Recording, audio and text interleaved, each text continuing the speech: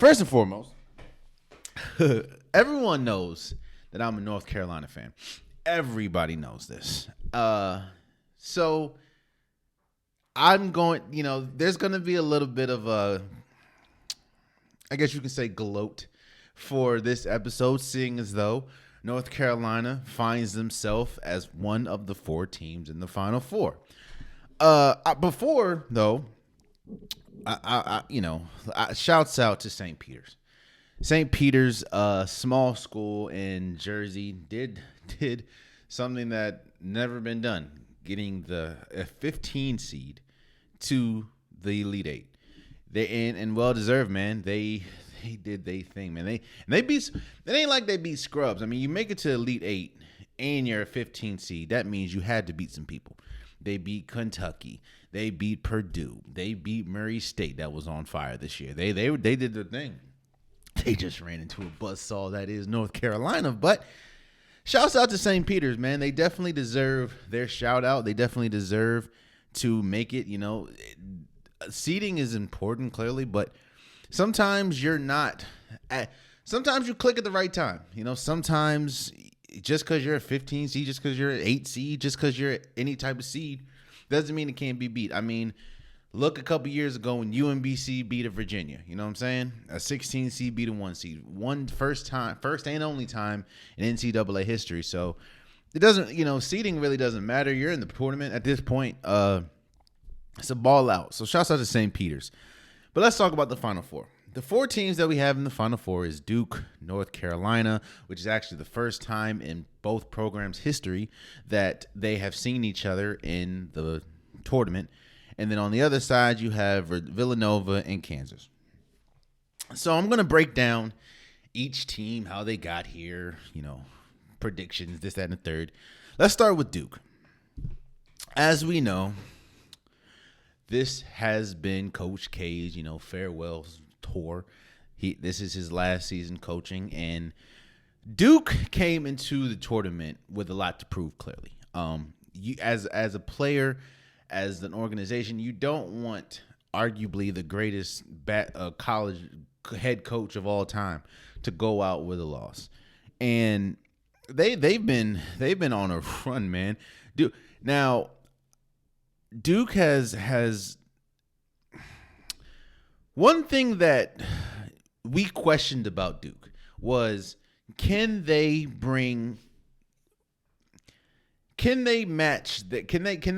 elevate to to a championship level?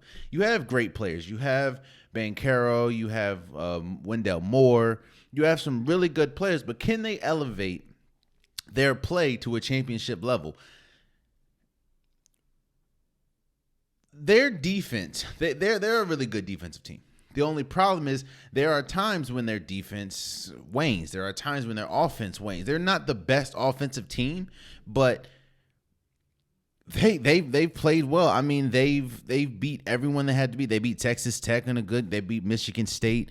They beat some really tough teams. And Duke right now was playing, in my opinion, they're probably playing the first or second best as far as overall. Now, I'm not saying they are the first or second best. What I'm saying is, as far as momentum, they're probably playing either the best basketball they played or the second best that's remaining. But Duke, the way that they're playing, I can very much, I can see them winning it all. I can see them losing against North Carolina. That's how even this matchup, in my opinion, is. Now, I'm not just saying that because I'm a North Carolina fan. I'm saying that because when you look at almost every win that Duke has had, every important win, because CSU, Fulton, that's, But when Michigan State, they won that because the Michigan State game was a slog throughout the whole thing. Like, neither team was really good offensively. It was Duke's defense kind of boggled down and got them to the win. Arkansas, pretty much the same thing. Their offense kind of took off, and it was just like, okay, well, I mean, dang, Arkansas. So Duke can beat you in a myriad of ways. It's just, you know, I don't think that they've played a team. They haven't played a team that's been able to capitalize on their lows. Meaning, Michigan State. Michigan State had a great opportunity to win that game. It's just their they left their offense in what the round of 32. Like it was bad. Or they left their offense in the round of 64, bro. It was bad. Arkansas couldn't shoot to save their life. So, they Duke made it to the Final Four, and they're playing like the squad that a lot of people thought could win it all coming into the season. And you get to North Carolina, Coach Hubert Davis' first year as the head coach, following the historic tenure of Roy Williams. And in my opinion, North Carolina is playing the best basketball. And I'm not just saying that because I'm a North Carolina fan, but when you look at it, they have been dominant outside of the second half against Baylor, which, by the way, if you look, Baylor they were beating Baylor by like 25. And then, Brady Manick gets ejected. Then you lose Caleb Love. He fouls out. So at that point, you're losing a person that's pretty much well on his way to 40 points because Brady Manick was going crazy. You lose your second ball handler and pretty much your best shot creator in Caleb Love. So it's like it was just a recipe for disaster. But North Carolina was able to come through against Baylor. So, like I said, North Carolina, in my opinion, is playing the best basketball. They were destroying Baylor, which was the number 1 seed in the East region. They beat UCLA. When UCLA was winning majority of the game, it was just until the end. And that's the game where Caleb Love went crazy. Caleb Love had like 3 points at half and then finished the game with 30. So I just feel when you have Armando Bacot, who tied Tim Duncan with the most double-doubles in a season. When you have Caleb Love who can Caleb Love is kind of Caleb Love and RJ Davis kind of are perfect couple as far as they both can score. They both are really good ball handlers. It's just you don't want Caleb Love being a decision maker. You don't want Caleb Love being a decision maker because most of his decisions are always score, because that's just his mentality. RJ Davis, while he isn't the best scorer or while he's not the same level of score that, Caleb Love is, he's a better distributor. He's a better person that can control the offense. And then, of course, you have Brady Manick, who is incredible from three, who was a transfer from Oklahoma. You have Armando Bacot, and you have Leaky Black, who doesn't look to score at all. He just dominates defensively. I think North Carolina is playing the best basketball they've played all season, clearly, and I think that they're playing the best right now. And, of course, the St. Peter's game when they won by 20. So, again, Duke versus North Carolina, this is the first time in the historic rivalry that both teams will be seeing each other in the tournament. The last time they played clearly was Coach K's last home game, and North Carolina came out on top.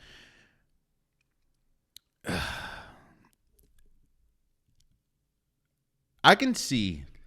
So, how can Duke win? Let me do this first. How can Duke win?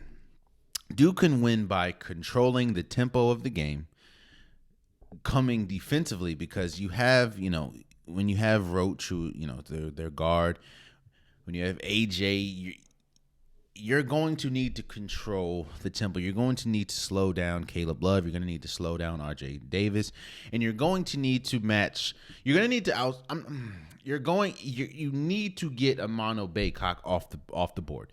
If you can get Armando Bacot off the boards, which he's a walking double at this point, you have and try to get him into foul trouble. You have a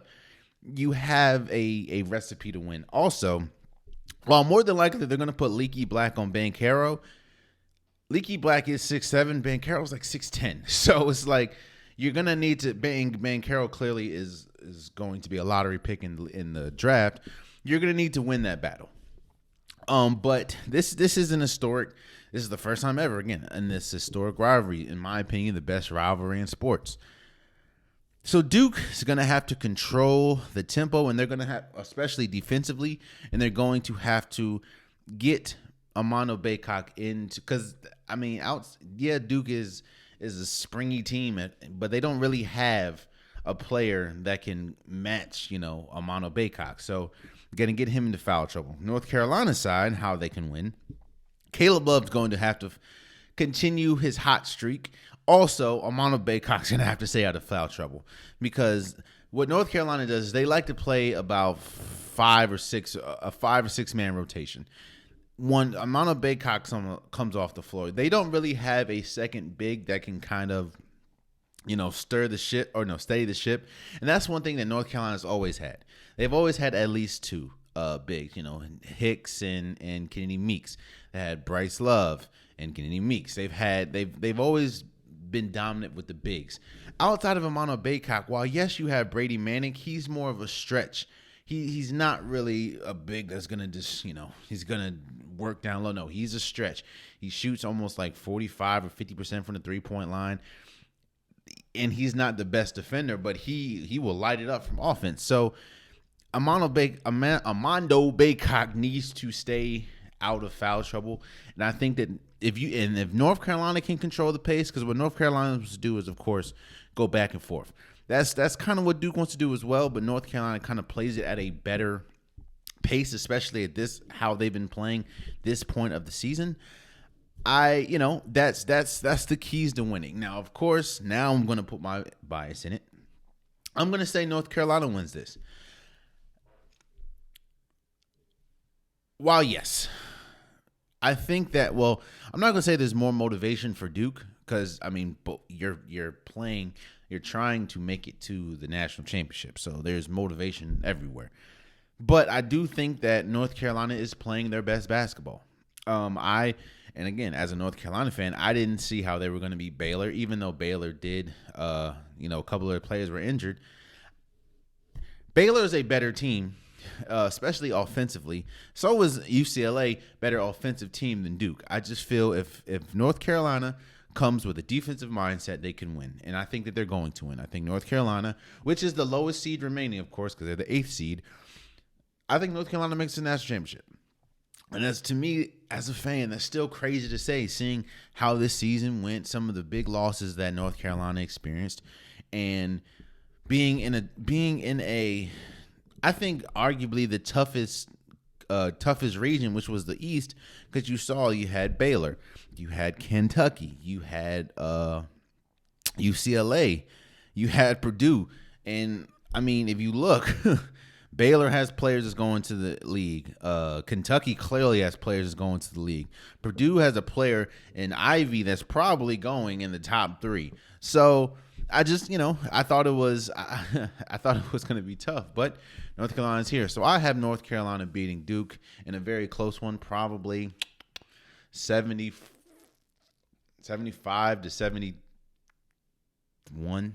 I think it's going to be a close game. So That's what I have for North Carolina and Duke. And again, shouts out to North Carolina for making it to the Final Four. Shouts out to Duke for making it to the Final Four. Shouts out to Coach K, Herbert Davis. Like I said, African-American coach, first year. He did play for North Carolina back then. Won a national championship with North Carolina, I believe, actually, when he was a player. But, shouts out to them.